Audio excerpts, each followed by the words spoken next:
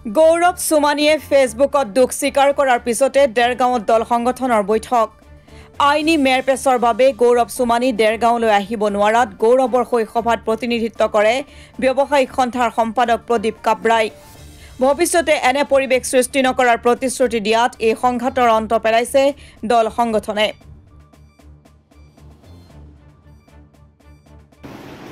আজি আমি বিভিন্ন দল সংগঠনৰ লগত লগ লাগি ইয়াক সভা এখন কৰিলোঁ আমাক ৭২ ঘণ্টা সময় দিয়া হৈছিলে দেৰগাঁও ব্যৱসায়িক সন্থা শ্যাম সুন্দৰ আগৰৱালা প্ৰদীপ খজৰীয়া আৰু প্ৰদীপ কাব্ৰাক এই দায়িত্ব দিয়া হৈছিলে যে ৭২ ঘণ্টাৰ ভিতৰত গৌৰৱ সুমানীয়ে দেৰগাঁৱৰ ওচৰত ক্ষমা খুজিব লাগে বুলি আমি আলোচনা কৰি মেলি গৌৰৱ সুমানীক আমি ক'লোঁ গৌৰৱ সুমানী নিজে দুখিত আৰু এই দুখিতৰ কাৰণে ফেচবুকত যোৱাকালি ৰাতি আমাক গোটেই অসমত মিডিয়া মাধ্যমেৰে সবকে অৱগত কৰিলে যে মই দেৰগাঁৱত যিটো ঘটনা আমি মই শিৱসাগৰ যিটো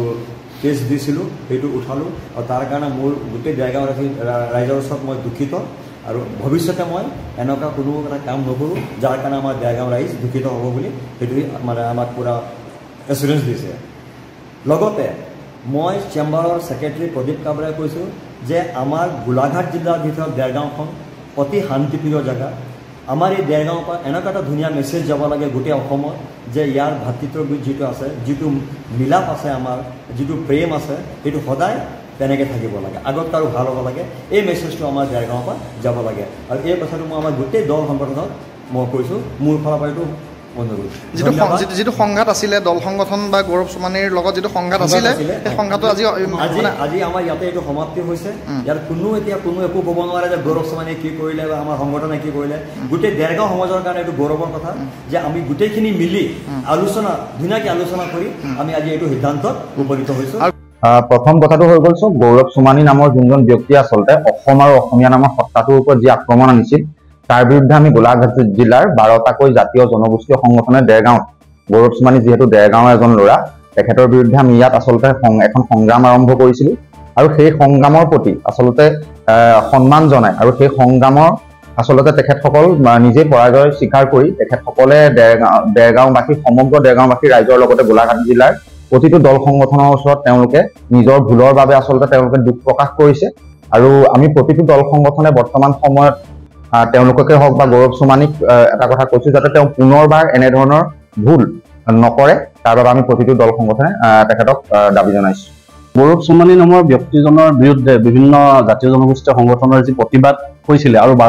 ৭২ ঘণ্টা সময়সীমা যি দিয়া হৈছিলে এই ৭২ ঘণ্টা সময়সীমা পাৰ নহওঁতে আচলতে গৌৰৱ সুমানী নামৰ ব্যক্তিজনে আমাৰ বিভিন্ন দল সংগঠন তথা দেৰগাঁওবাসী ৰাইজৰ আগত তেওঁ ক্ষমা মাৰ্জনা জনাইছে আৰু ভৱিষ্যতৰ দিনত এনেকুৱা ধৰণৰ অসমীয়া বিৰোধী কাম কৰাৰ পৰা বিৰত থাকিম বুলি আচলতে আমাক জনাইছে তেওঁলোকৰ প্ৰতিনিধিয়ে আৰু এটা সুন্দৰভাৱে সুলভভাৱে আমাৰ যি আচলতে আন্দোলন হৈছিলে আমাৰ বিভিন্ন জাতীয় জনগোষ্ঠীয় সংগঠনৰ নেতৃত্বত এই সংগঠনৰ যি প্ৰতিবাদ হৈছিলে সেই প্ৰতিবাদটো আজিৰ দিনটোত আমি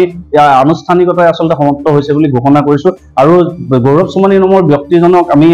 ব্যক্তিজনে আমাৰ ওচৰত যি ক্ষমা প্ৰাৰ্থনা জনাইছে তেওঁলোকৰ প্ৰতিনিধিয়ে আমি তেওঁলোককো এটা কথা স্পষ্টকৈ জনাই দিছোঁ যে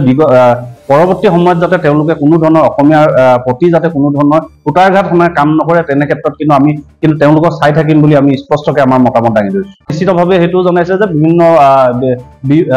আইনী মেৰপেচৰ বাবে আচলতে গৌৰৱ সুমানী ইয়াত উপস্থিত হ'ব পৰা নাই আৰু তেওঁক তেনে ক্ষেত্ৰত তেওঁ পৰিয়ালবৰ্গ তথা তেওঁ বিশেষ দেৰগাঁও দুই এজন নিজৰ পৰিয়াল সম্বন্ধীয় ব্যক্তিক আচলতে এই সভালৈ পঠিয়াইছিল ব্যুৰ' ৰিপৰ্ট অসম টুডে